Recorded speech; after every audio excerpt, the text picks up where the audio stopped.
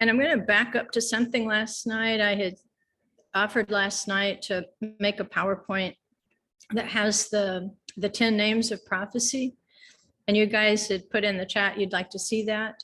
So we'll back up to that slide from last night, the quote from Isaiah, where he's talking about how this terrible doom has overwhelmed him and how he can feel it like a woman in travail.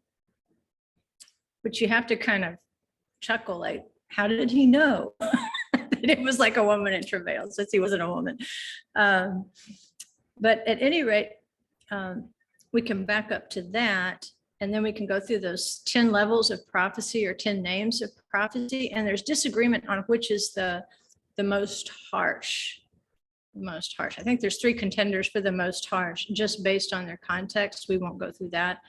But obviously, vision is in the running for the most harsh level of prophecy, because like Isaiah, you can literally see what's happening.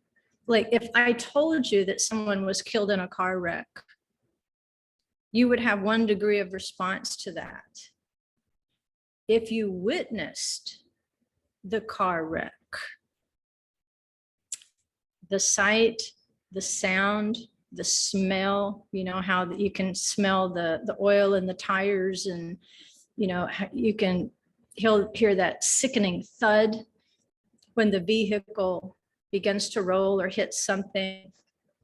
You know, that feeling when you look inside the car and you're wondering, are they okay? Are they dead? Do I need to help? Is the car going to catch on fire? You start processing these things in milliseconds, because there's the sensory part of it, and then with your mind, you're trying to process.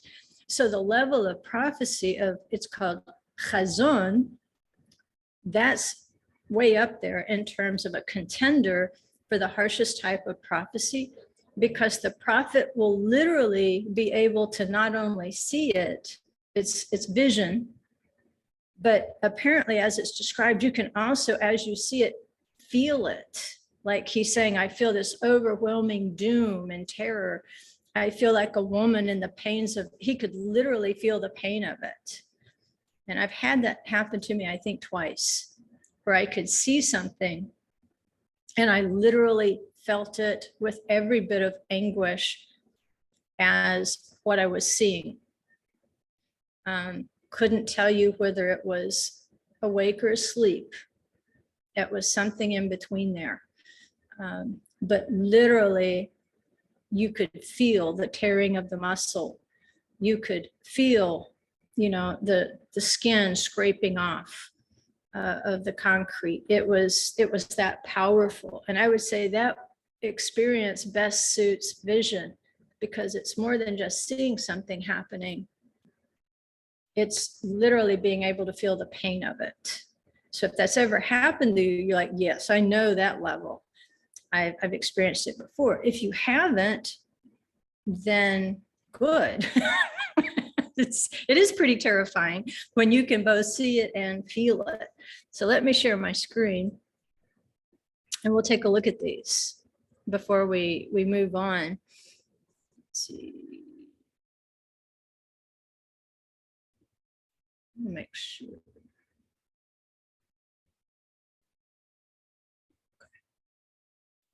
Did that come on to Shanda, the co-host thing? Did it pop up for you? Yes, ma'am. Okay, great. I need a vision. All right, here we go. Play from current slide. Yeah, okay, so this more goes with last night's lesson, but anyway, here's the 10 names of prophecy. And what you'll notice, especially as you get down into 8, 9, and 10, is sometimes if a prophet is giving a prophecy, he might name more than one. He might say mashal and melitza. So it's telling you there might be a dual nature to particular prophecies where it's being given both as a parable, but it's also being given as a metaphor. And the two are very close, by the way. A parable might be seen as a more storytelling aspect, like there's a narrative to it, whereas a metaphor is just a direct comparison. So the first, and like we said, this one's in the running for the most harsh prophecy, the most dreaded type of prophecy, at least from the experience of the prophet who's experiencing it, because it is as if he is in the scene. He's experiencing it as he is in the scene. And I did not have time to check this morning the scripture references, so you'll definitely want to double check these, not just because of my typing, but because I didn't, double check the list. So, but this is what it should be. You should see, and you might see, if you check it in Hebrew, the grammar might be a little bit different, but it's using the noun constructs for this list of 10. So you might see a different grammatical construct with the same root. So Chazon is going to be Isaiah 1:1. It's also going to be the prophecy we've been looking at, 21:1. And of course, the twilight could mean the end of the exile. So the suggestion in that prophecy is there might be an end of an exile, but yet Isaiah is seeing an additional exile even beyond that is terrifying him. Obadiah 1:1. And there's others, I'm sure. I was hurrying, so this is an abbreviated list. You can do word searches and find more. The second level is literally called prophecy or nebuah. You've heard of a navi or a navia, a prophet or a prophetess. And I believe that's Genesis 20, verse 7. The third kind is sometimes called preaching, or translated as preaching into English, and that's hatafah. Hatafah. And the example there is supposed to be in Micah 2:11, and especially in some of the Old Testament prophets, you might have to double check because the chapters and verses don't always line up exactly. But it's usually in the neighborhood, right? The fourth kind is speech, and there's so many examples of this. I didn't put one example because you're so used to hearing it in the Torah. When you read the Torah portions, if you hear somebody chant them in Hebrew, you'll hear, often a Torah portion will start out this way. Vaydaber Adonai el Moshe lemor. All right, and then it's actually adding the fifth kind, which is amirah. Vaydaber Adonai el Moshe lemor. Vaydaber, speech, is one type of prophecy, but also amirah, where you hear lemor, that's another type of prophecy. So you have speech and you have saying, and they're very close. And if you're going to hear the saying as prophecy when you're listening to the Torah, you might hear it start out as Vayomer Adonai el Moshe lemor, right? You might have a double there. But dibur, amira, lemor is probably the way you're commonly going to hear it used in context, and then vaydaber in context, because remember in Hebrew, frequently they will start a sentence with and, with ve, so it becomes, instead of dibur, it's vaydaber, and spoke. All right. And like I said, those two are kind of like twins. The sixth kind is the command. If you remember, there's a Torah portion called tzav, that's commanded.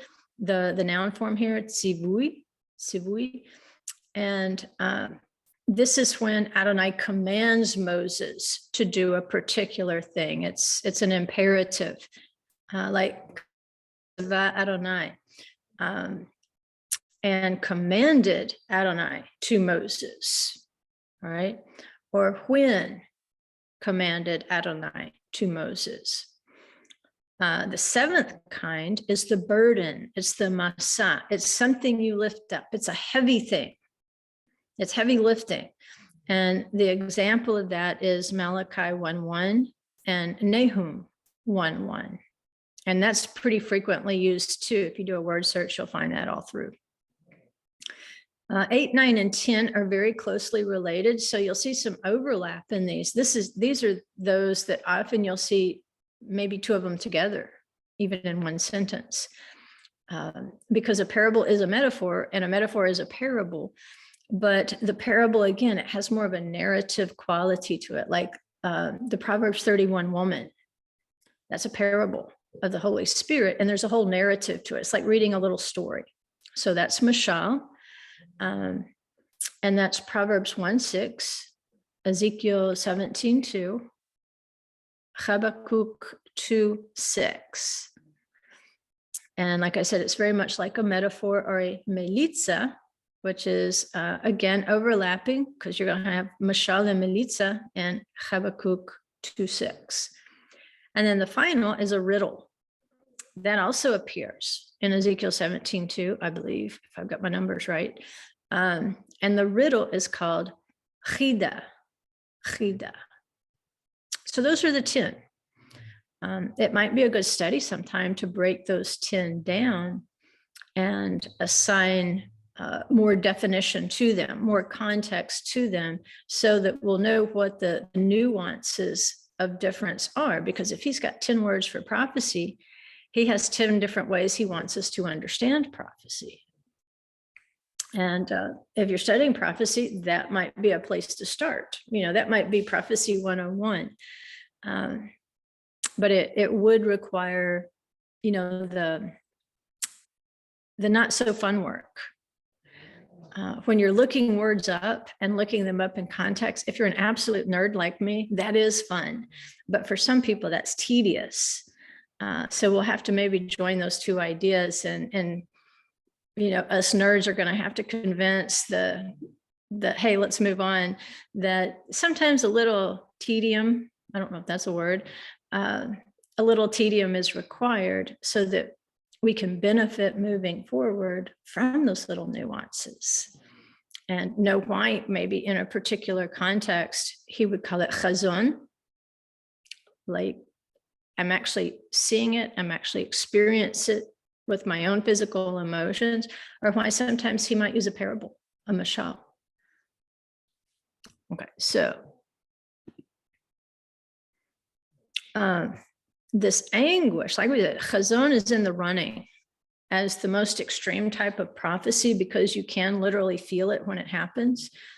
And as we're looking at Isaiah, and I'll just flash forward here just a sec, this passage from Isaiah 21-4 that we looked through last night, the pronouncement, you can see it's a masa, it's a burden, but he's also showing some of the characteristics of chazon, vision. So is he experiencing both? Could be, but it could also be telling us that the burden, the masa section of prophecy, that you can also experience that physically. And maybe that's why it's described as a burden. Again, it goes back to, if you heard about a car wreck, that would be one thing.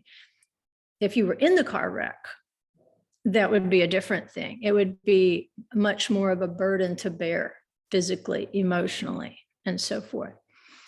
And so they say the anguish that is felt by Isaiah as he makes this prophecy concerning the wilderness that last night we looked at. So, well, maybe this is suggesting two time periods, that there was an exile in Babylon that Isaiah was concerned with, but yet as he's anticipating this twilight or end of an exile, that it seems to be there's another exile, which we know would have occurred under the Romans. And it pretty much exists to this day. That the power of that seemed to have been broken in 1948 when Israel was released to go back to the land.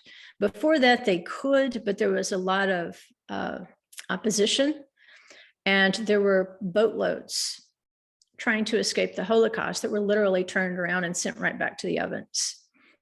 So after 48, that's when gates were able to be opened by Jews to accept other Jews coming out of that exile. And, but anyway, that was a long exile, if we think about it. And so they point to Numbers 21:4 as an example of how these prophecies can be linked together. And so as a prophet is prophesying about not just an exile that seems to be about to happen, like Isaiah, but also seeing even farther and saying, hey, even after this exile ends, even after this twilight ends, there will be a space of time, and then there will be another exile for which we will have to look for the twilight or the daylight after that exile. So they say Israel can actually sense when they are journeying in a similar place. It's kind of like what we would call deja vu today. I don't know if it's ever happened to you, but all of a sudden you're in a moment and it feels like you've passed this way before. It's happened to me many times. The weirdest place it ever happened was inside the prison, going through a pedestrian gate, just standing there, and all of a sudden it felt as though I had already lived this moment. And of course, I think it might be, there was that novel called A Wrinkle in Time, but it might be that there's little currents and waves of the spirit that occur. It may not have been about that physical location. It may have been something going on spiritually with me that I was identifying with, or it might have been that I was identifying maybe with something that would happen in the future. Maybe it was just, a little fingerprint of prophecy that occurred that we're calling something like deja vu, like this has already happened. But I think what is happening is it didn't necessarily already happen, but you are in that moment outside of the physical bonds of time. And outside of the physical bonds of time, really, what is time? You can experience that moment at a future time. Just like Moses, Elijah with Yeshua on the mountain, they were from the past, but they were also in their future at the very same time. Abraham saw my day, Yeshua said, and he rejoiced. Well, how could he see it? He was a prophet. He saw it and he rejoiced. He was able to experience that moment outside of the bonds of time. They say this is what happened here in Numbers 21:4. The Israelites are in the wilderness. And in the wilderness, remember, the wilderness is going to be a trigger for the invading beast kingdoms. A trigger for the invading beast kingdoms. And so where it says they journeyed from Mount Hor, which is also Mount Sinai, by way of the Sea of Reeds to go around, and that verb there to go around is lisvov, lisvov. And you're saying, wait a minute, is that deja vu? Have I heard that before? Yes, you have heard it before. Remember the sovevim, the watchmen who are, they're basically walking around the city at night. They're aware of the night watches. They're aware of the changing of the watches.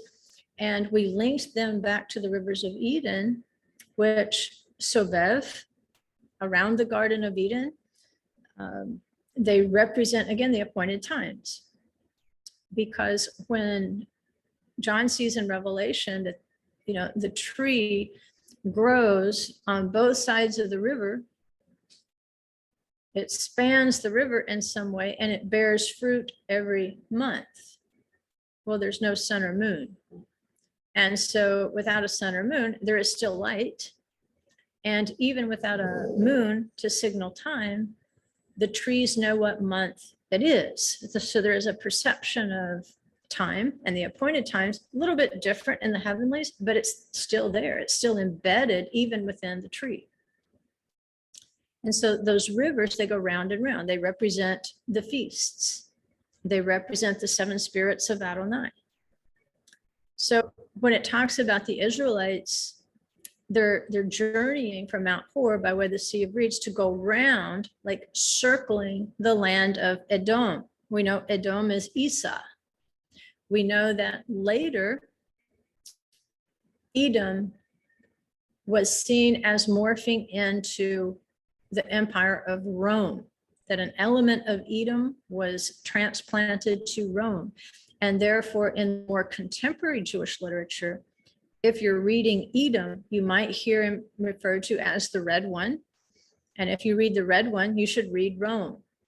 John sees him as the red beast in the book of Revelation. If you're reading something about a red beast in Jewish literature or the Red One, you know exactly who they're talking about. It's going to be Rome. And of course, we know the final Rome is a conglomerate. The systems of Rome have infected the nations of the earth as represented by the feet. He's still ruling. It's not a single kingdom, but he is still ruling through the systems that he has implanted among the nations of the earth. So as they're going around the land of Edom, the sages say that the Israelites were prophetically able to smell. It's an interesting choice of words because smell has to do with the spirit. When it prophesies in Isaiah where it says that Messiah will not judge by the sight of his eyes or the hearing of his ears, but with righteousness he will judge for the needy. If you check the verb there, it's he is going to smell. He is going to judge by his sense of smell. In other words, it's a spiritual application of justice. So they say as the Israelites are circling around the land of Edom, it's going to somehow awake in them this sense of time, like the Sobevim would have in the night watches. They are the ones you go to if you want to find Messiah in the feasts. As they're circling Edom, they begin to smell what's going to happen. That Edom is going to morph into this empire of Rome. And they say this accounts for why the spirit of the people grew short on the way, because they were literally experiencing some of that oppression. Even as they passed around Edom, they weren't even in it. They were just passing around it. And they were able to sense that. You can see the same thing in Isaiah 21, where he's lifting up this burden, this masa, and he calls it the wilderness of the sea. And so remember, you've got your land beasts, your strong land beasts. They're going to cross a wilderness to invade Israel and Jerusalem. Then there's going to be a sea of exile, the sea representing the nations, and Israel being exiled among those nations, being exiled among the sea. And that there's also an equivalent wilderness in this to those righteous who are exiled among the nations or the sea.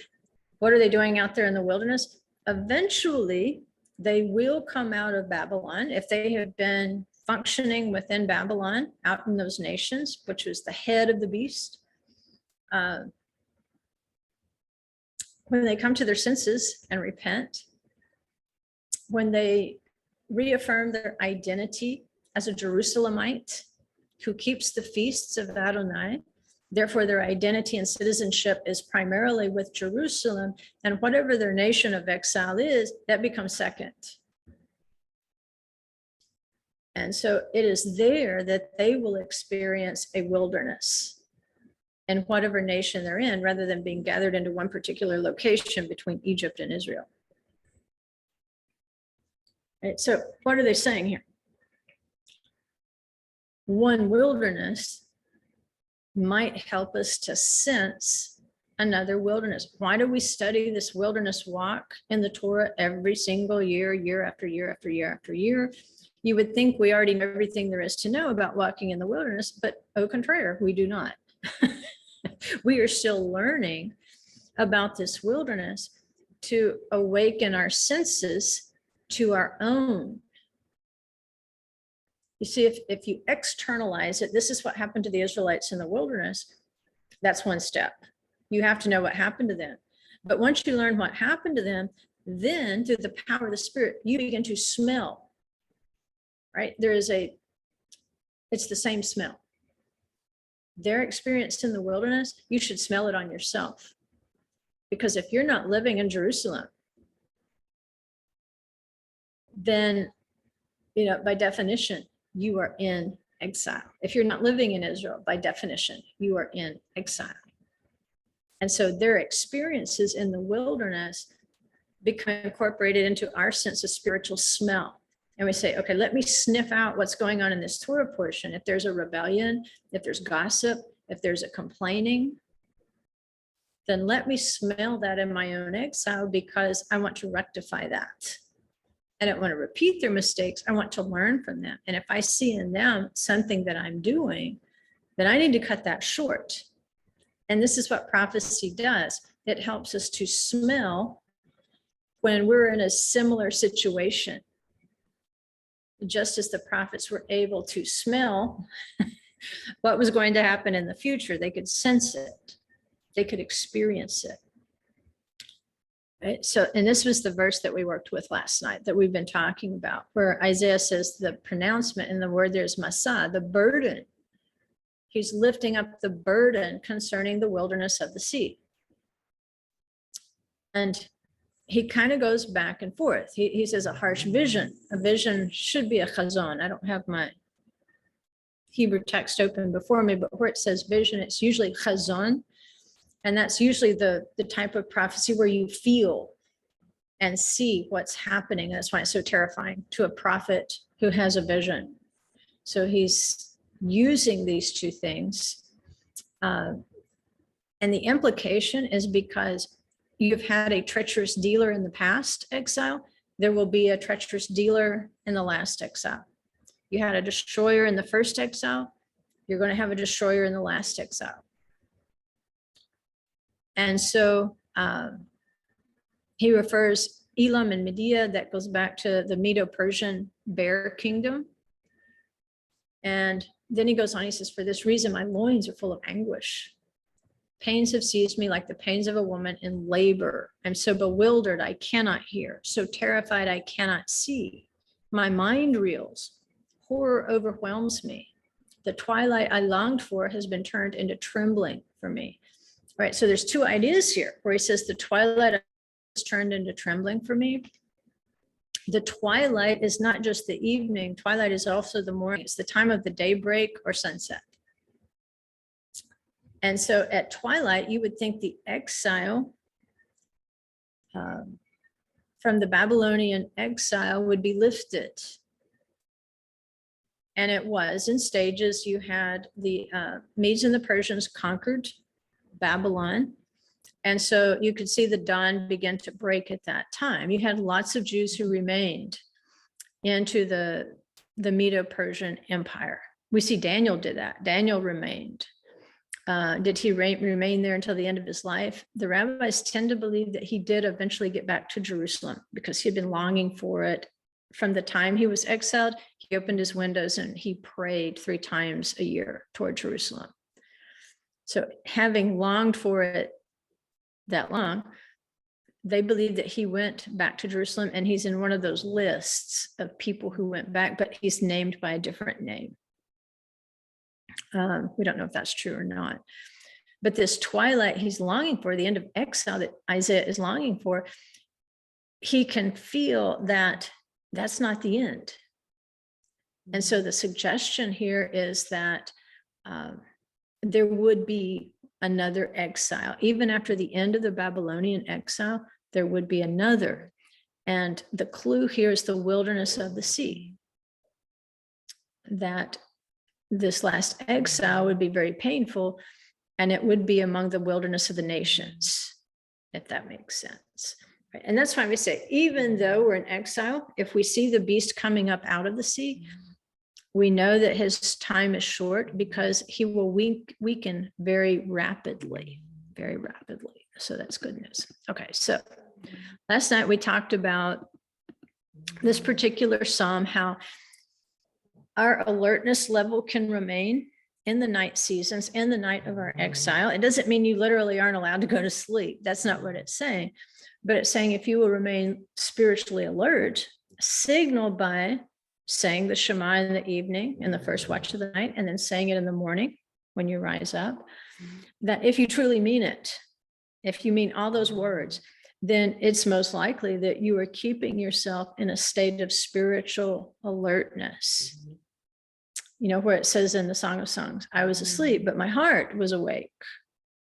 David liked to meditate in the night watches because the scripture truly embeds in you. If that's the last thing you do before you go to bed at night, you might think, I'm too tired to benefit from any of this. I need to read it when I'm fresh. Yes, you do. Always study when you're fresh. But there comes a time when you don't have the brain power, the energy to study. Doesn't matter. If you can read a few verses right before you go to bed, something happens. And you will find yourself dreaming, and you don't even know if it's a dream. There's just some sort of state that you go into where you are conscious of those scriptures, and the Spirit begins to work on you in your unconscious time, because your heart is still awake. Your soul is still awake. Your body is asleep. Your soul is still awake. This is why sleep on this earth is compared to 1/60th of the experience of death, because you still have a consciousness. You just don't have the use of your body, unless, like you run in your sleep or twitch or sleepwalk or something like that. But you're still not accomplishing everything your soul wants to accomplish, even if you are sleepwalking. You might mistake the closet for the bathroom. You don't know what you'll do when you're in that state. It's not utterly accurate. But this is why you want to meditate in the night watches. If you'll just keep pouring that scripture into yourself whenever you can, just hours, your spirit and your soul will continue to work with those verses even when you're asleep, because Adonai is your protector, and he will work with you. He will respond to that. Okay, which brings us to the next lesson. Remember, the verse we're working with is how the beloved, she's come up off her sick bed, and now she begins searching for her bridegroom in earnest. She realizes that she's having difficulty grasping him, which I think is what got a lot of us off our sick beds. Like, I'm not going to stay right here. I'm going to go seek him. I'm going to go find him. And if I find him, I'm never going to let him go. And part of that experience was running into the night watchmen, the Sova being the people who knew the appointed times and the watches of the night. And in Daniel chapter 6, we have an incredible account that I think is prophetic. King Nebuchadnezzar has already been defeated. The Babylonian power has been broken at this point by the Medes and the Persians. So, if you read an actual history, you're going to see a lot more kings than are named in the Bible. That's okay. The Bible does not intend to be a history book for you. It will pull the things out of history that it thinks are the most important to helping you understand your spiritual history. You can go find a history book to do the rest of it, but your spiritual heritage, that history is contained in the Bible. So does it skip generations sometimes? Yes, it does. It's not trying to serve that role for you. It's trying to spotlight for you the places in history that are vital to your understanding your spiritual heritage. So you've got King Nebuchadnezzar's gone, the Lion King is gone, and now you have a bear king. You have Darius the Mede. He'll be followed, I believe, by Cyrus, if I'm not getting them backward and forward. I think that Daniel will still serve even under Cyrus. And so he has done an incredible thing here.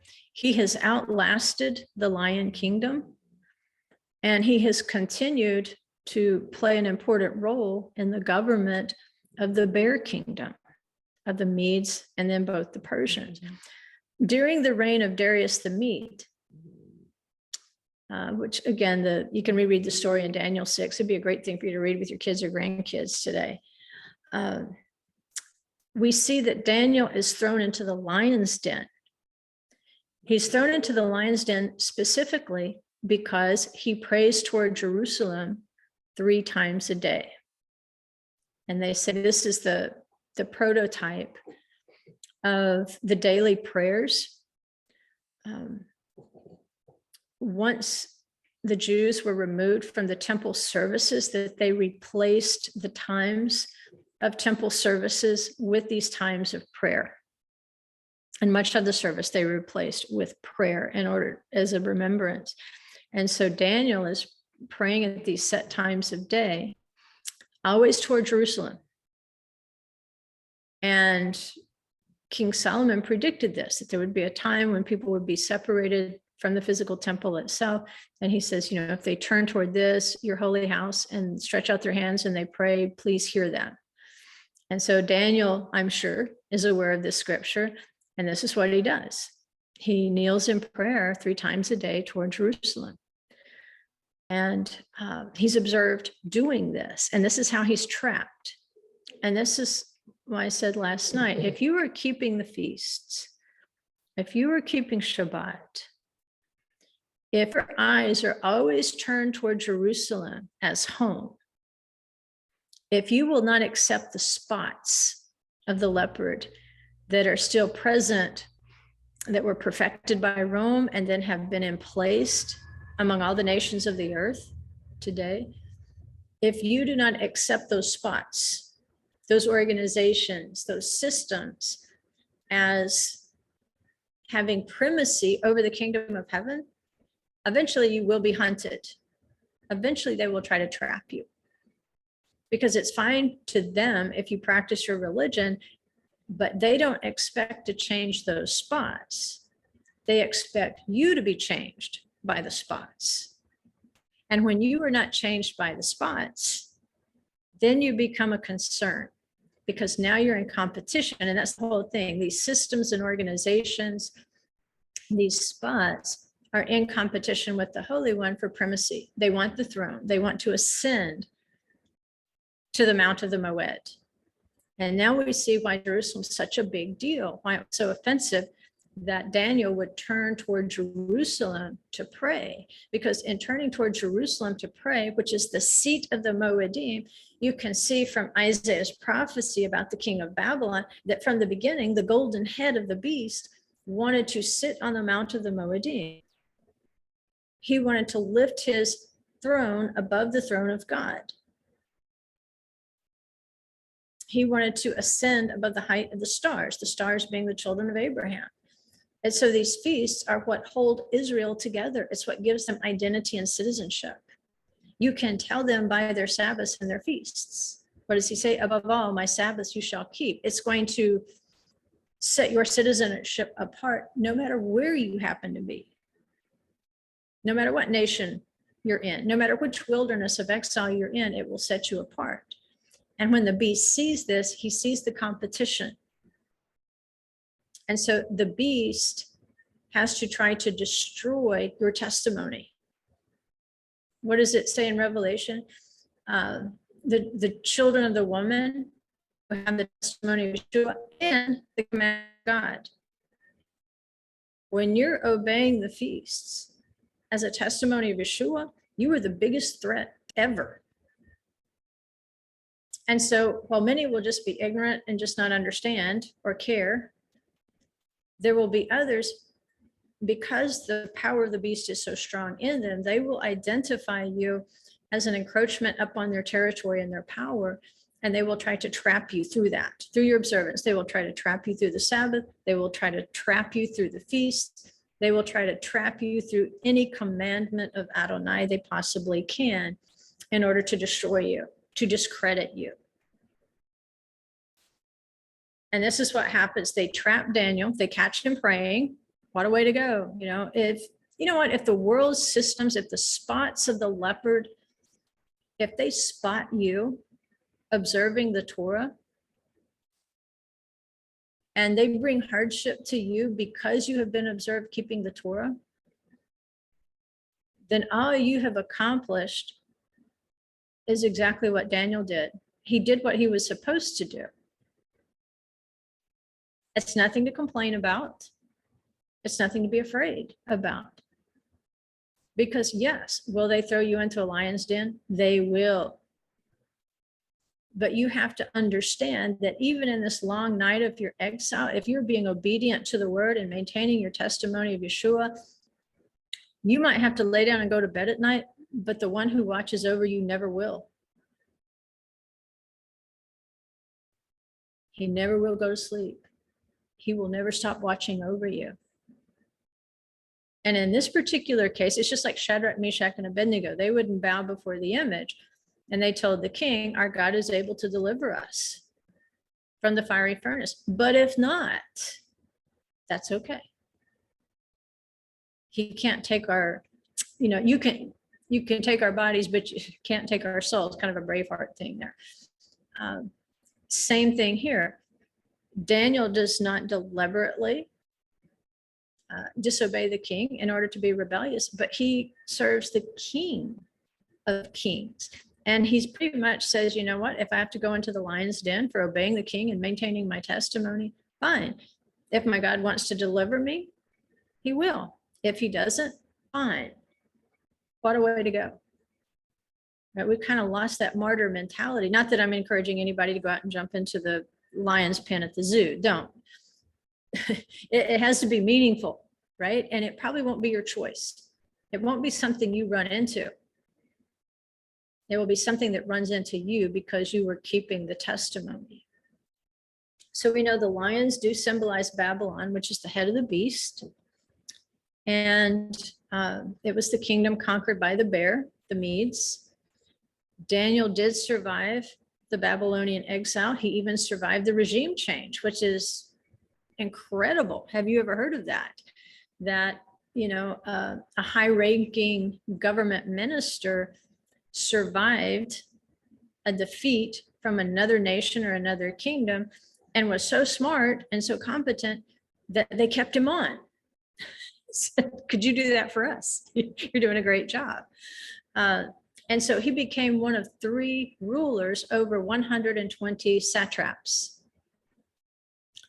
When these other rulers see that King Darius is about to promote him over all the kingdom, and that's just it. When people are stalking you for keeping the commandments of God, that animal in them understands that you are preparing for your promotion, that you are preparing to rule and to reign with Yeshua. That's why you're going to be noticed. And so when the conspirators cook up their plan and they go to the king to try to dupe the king and to signing a decree that they know will throw Daniel into the lion's den and get rid of him, they refer to him in a very specific way. They say he is one of the exiles from Judah. This is his identity, is an exile. This is also your identity. You're an exile.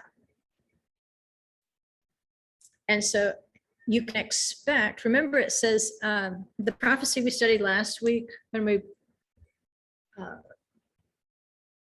it talked about where we kind of made that side road into the wolf as a time marker of the exiles, the evening and the morning. It talked about how the leopard is watching. The lion's there, but the leopard is watching. The leopard is observing. This is exactly what happens to Daniel. Even though the spots of grease haven't come yet, they will come next. Nevertheless, that element is there, that watchfulness, watching the prey. And so this is how the trap was constructed. They simply watched Daniel.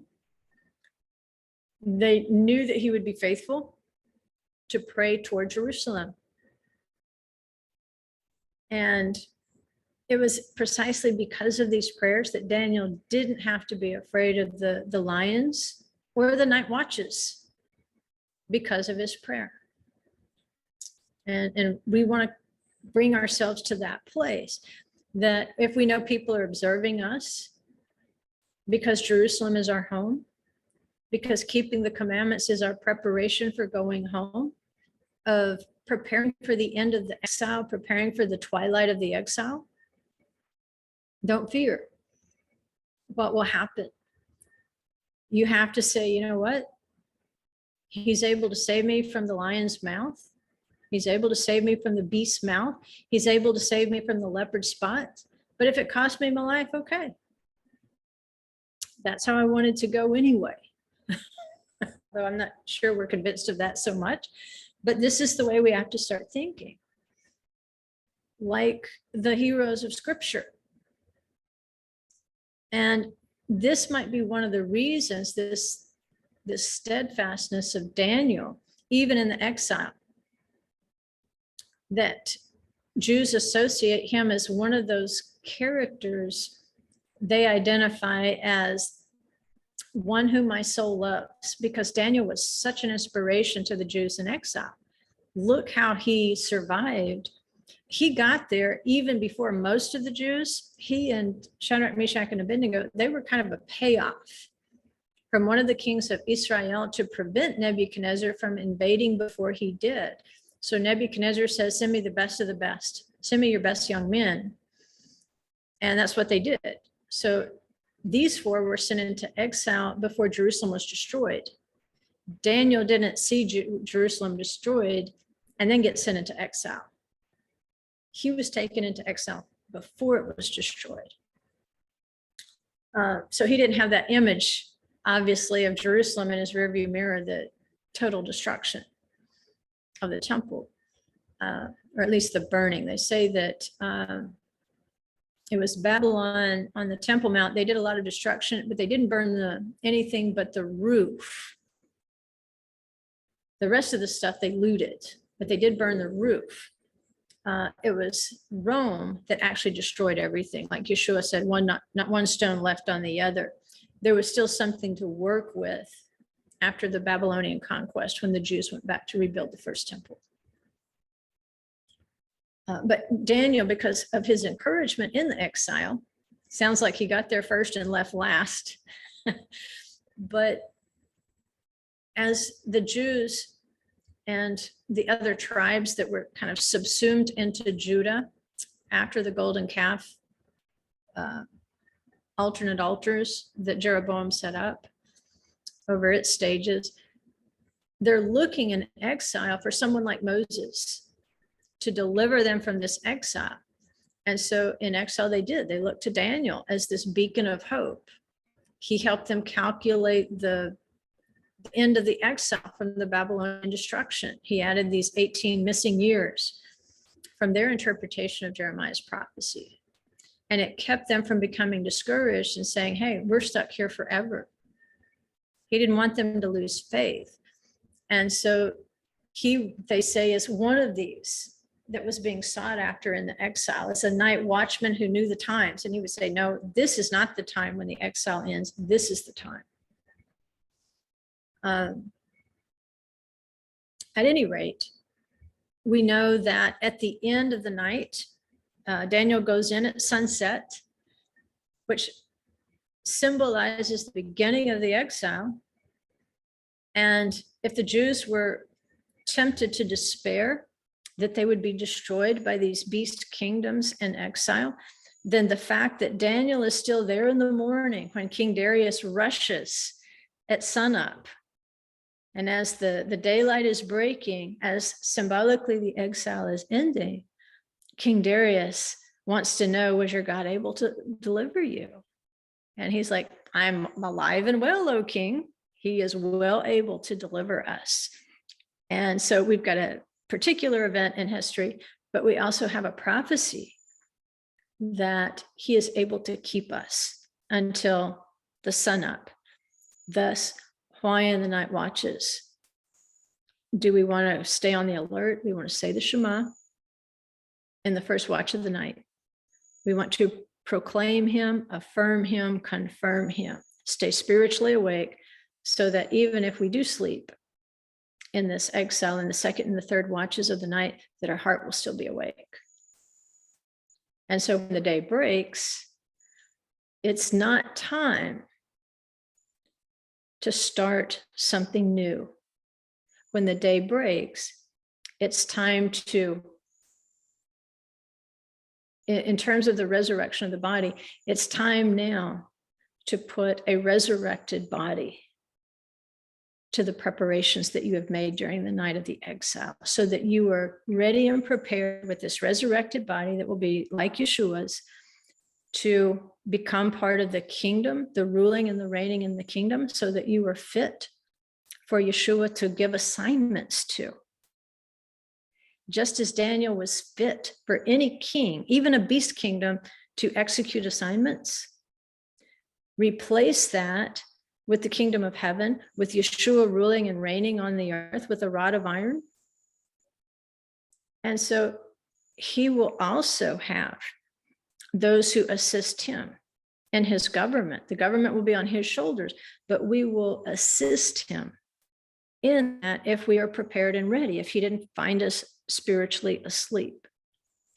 And so based on the work that we have done in this exile, according to our abilities, he does not compare us to somebody else, by the way. When he judges you, and we get this, I mean, it's in the Jewish tradition, but we get it much more vividly from Yeshua's parables. There are parables that talk about how even the worker hired at the last hour is paid the same. That tends to represent your salvation, being saved from death. But the rewards are an entirely different topic. An entirely different topic. Because what if you were saved? You never denied him, but you never really lived for him. Will he still resurrect you from the dead? Sounds like. But will you have the same degree of responsibility in the kingdom? Not likely, because he couldn't trust you with a few things. The kingdom's a big thing compared to what we have right now. Right now, he's just making us responsible over a few things: our jobs, our families, our friendships, a ministry if we have it. These are tiny things. But see, when we cross into the kingdom, we're part of ruling the world. And not that we're seeking after that. I don't think, that's a scary thing, to be responsible for people and being able to instruct others in Yeshua's will, his instructions. He says, I don't know if the nations will be exactly the same. If he says, okay,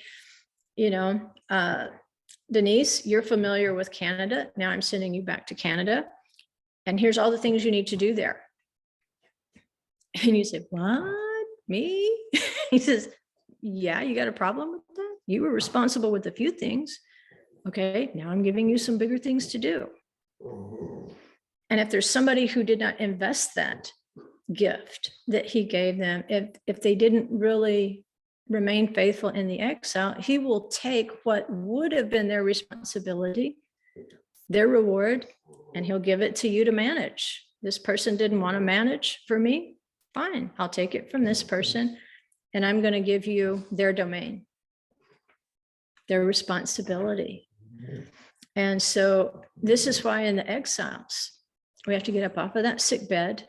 And just like it says, I must arise now and go around the city. Not tomorrow. I must arise now. At the point where he calls you, arise now. Because if it's in the watches of the night, you don't want the day to break before you find him. He says, in the streets, in the public squares, I must seek him whom my soul loves. I sought him, but I did not find him. You will find him. If you're seeking for him, you will find him, but you will find him when you encounter the Sovavim, the watchman of the night, who can recalibrate your sense of time. Daniel had an amazing sense of time, and we can tell that based on his 3 times daily prayer, because he's seeking in the direction of Jerusalem, seeking in the direction of the temple. And we have to do that too. In our exile, we have to seek the direction of the temple. We have to seek him at the appointed times. We have to desire that restoration. And that's how you end in the prayer of the Siddur, the 3 times daily prayer. The last final thing you say is restore the temple. Restore the temple. That phrase may have come directly from Daniel. It may have been handed down all the way from him. There may have been a restoration of the temple, then they lost it again. They said, well, let's go back to Daniel's words. Let's use his heart, so that every day of our exile, we're looking toward Jerusalem. What time is it? Oh, goodness, we went over. Okay, so let me see. Next week, next Monday night, we're going to go back to Isaiah 21. And like I said, probably next week, because of the being on the road, we'll probably move the Tuesday class over to Thursday, but have it at the exact same time. That way I'm sure I've got Wi-Fi.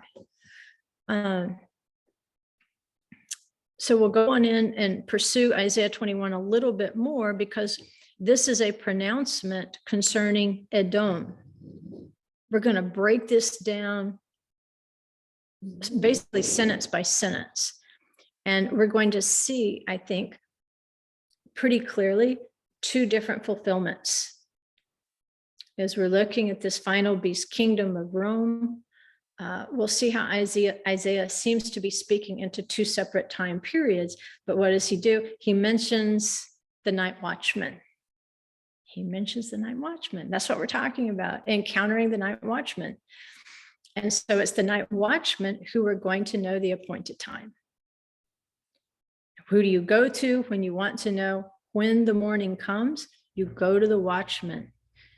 Who will people go to in the exile to find out when are the footsteps of Messiah? They're going to come to people like us, and we have to have an answer.